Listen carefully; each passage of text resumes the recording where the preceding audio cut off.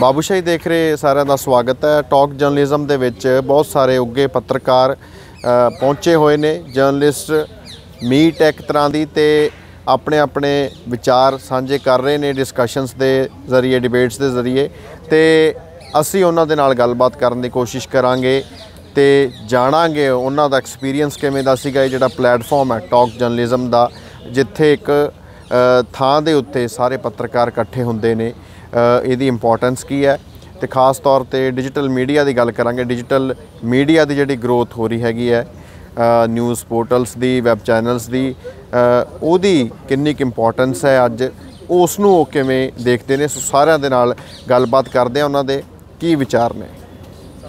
ਆਕਾਸ਼ जी, talk journalism बारे दसो कि किवें लग्या कि प्लेटफॉर्म है, कितनी इंपॉर्टेंस मानते हो इस प्लेटफॉर्म? यार, जब हम लोग कॉलेज में थे तो हमें कोई बताने वाला नहीं था कि मीडिया में होता क्या है। तब शायद बताया होता, तब शायद नहीं ज्वाइन करते।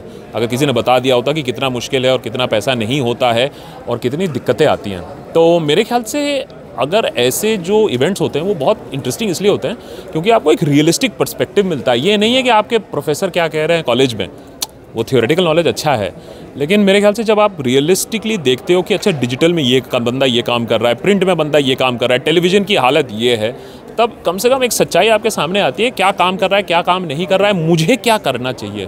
क्योंकि एक चीज़ मैं बोलना चाहूँगा, जो भी ये देख रहा है, उस खास करके जो स्टूडेंट है, आपका कॉलेज आपकी जिम्मेदारी नहीं लेगा भर्ती की, क्योंकि उतने नौकरियाँ है भी नहीं, टू बी वेरी ऑनेस्ट। आपको डिसाइड करना है कि आपको जाना कहाँ है, प्रिंट जाना है, टेलीविज़न जाना है या फिर डिजिटल जाना है, और अगर जाना है तो आपकी क्या खासियत है। जो इकिगाई की बात हो रही थी ना, सबसे पहले ये पूछो कि तुम क्या बन सकते हो, तुम में क्या खासियत है, तुम्हारी स्पेशल एबिलिटीज़ क्या है, उसके बाद तुम पूरे दुनिया को फिर कोच सकते हो। आई थिंक वो ये ऐसे सेशन सिखाते हैं। आपने डिजिटल की बात की, डिजिटल मीडिया का क्या मतलब इश्यूज़ काफ़ी फेस करने पड़ रहे हैं, प्रॉब्लम्स काफ़ी है, नो डाउट ग्रो कर रहा है, तो क्या लगता है कैसे वो कम्पीट करने में भी दिक्कत आती है बड़े चैनल्स के साथ, तो वो क्या कर रहे हैं? तो ये चीज़ आंसर करने में मैं थोड़ा सा स्पेशलिस्ट हूँगा इसमें, क्योंकि जब हमने अपने देशभक्त शुरू किया था तब हमें ये तो मालूम ही था कि देशभक्त कौन देखेगा। जिसको पॉलिटिक्स समझ में हो, अच्छा, जिसको पॉलिटिक्स के बाद ये समझ में हो कि पॉलिटिक्स में फ़िरकी हो सकती है, अच्छा, पॉलिटिक्स में फ़िरकी भी हो सकती है, उसके बाद सरकार पर कटाक्ष भी हो सकता है। अब ये सब कौन मानेगा? तो हमने अपनी एक्सपेक्टेशंस काफ़ी लिमिटेड रखी थी, लेकिन हाँ, अब लगता है कि हाँ, 1 मिलियन क्रॉस होने के बाद तो हमने सोचा, हमने तो हमारा तो गधा जन्म सफल हो गया। लेकिन हाँ, अब देखते हैं कि यार दूसरे चैनल्स हैं, इजी कंटेंट करते हैं, फ़न कंटेंट करते हैं, कभी कभी सेंसलेस कंटेंट करते हैं और आगे निकल जा रहे हैं।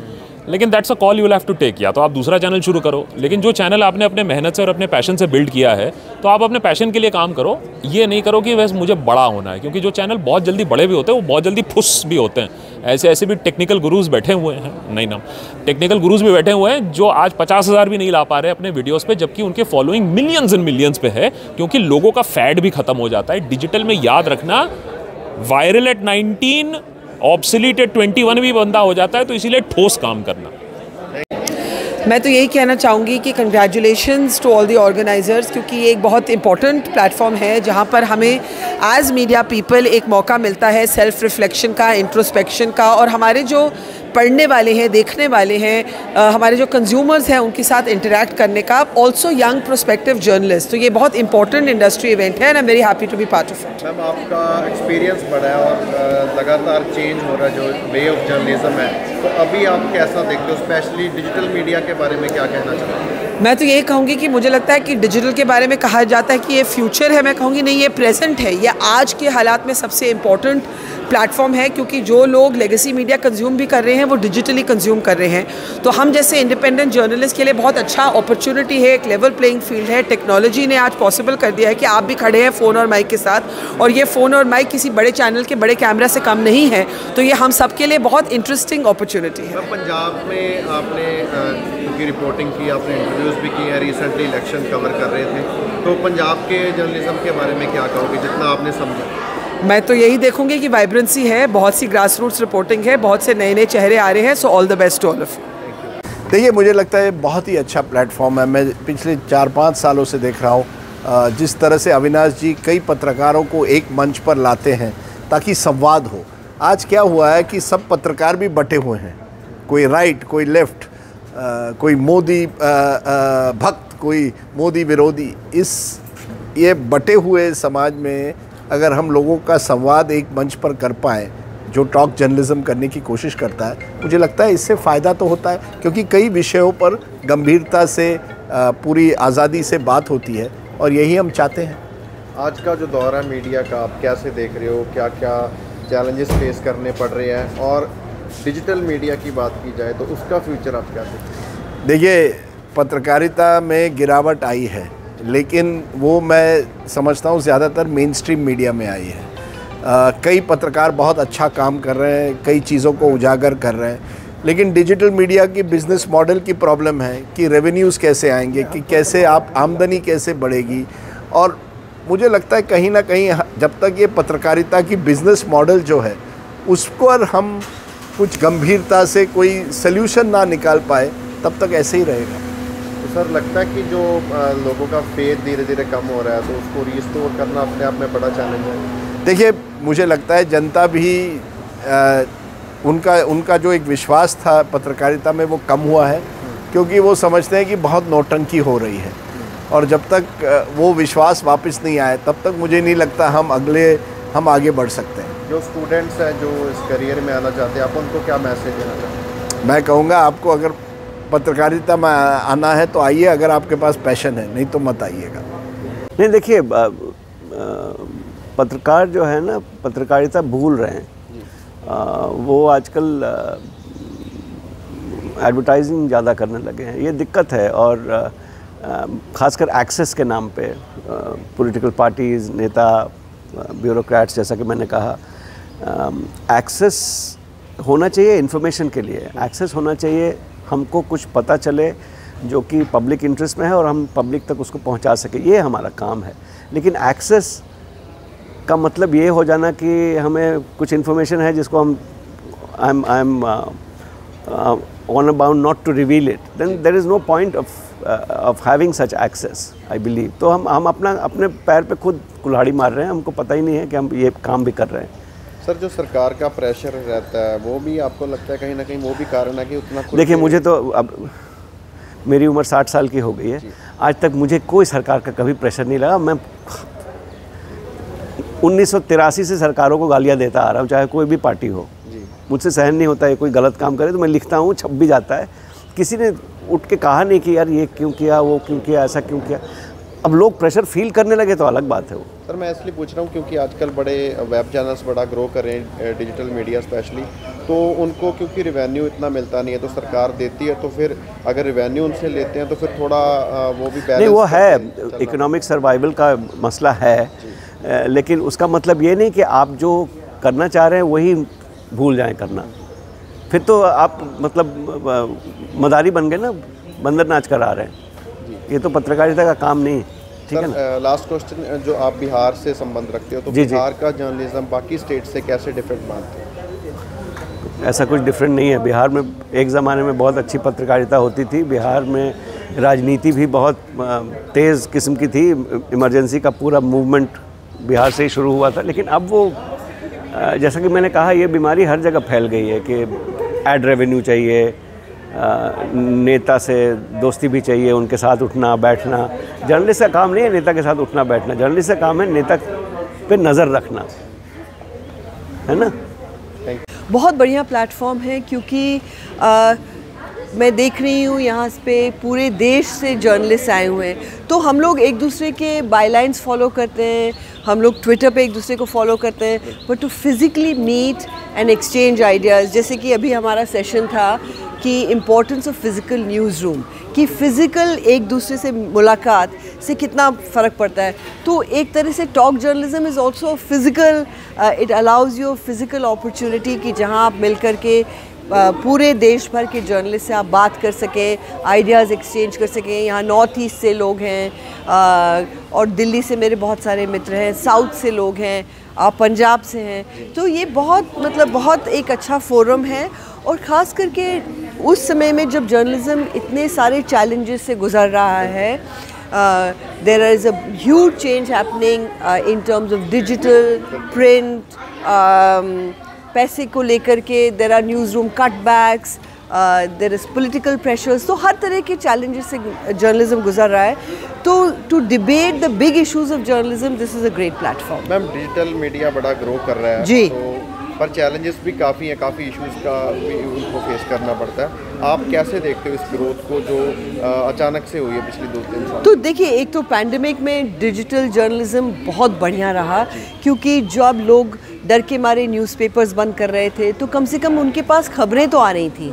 तो डिजिटल एक तरह से बहुत बढ़िया माध्यम है। दूसरा ये है कि बहुत सारे लोग, देखिए लेगेसी मीडिया में आपके लिमिटेड जॉब्स हो सकते हैं, पर डिजिटल में because it doesn't cost much to, अब आप मेरे से इंटरव्यू कर रहे हैं एक फ़ोन लेकर के, so it doesn't cost that much, so I think we are getting many more voices, many more representative voices.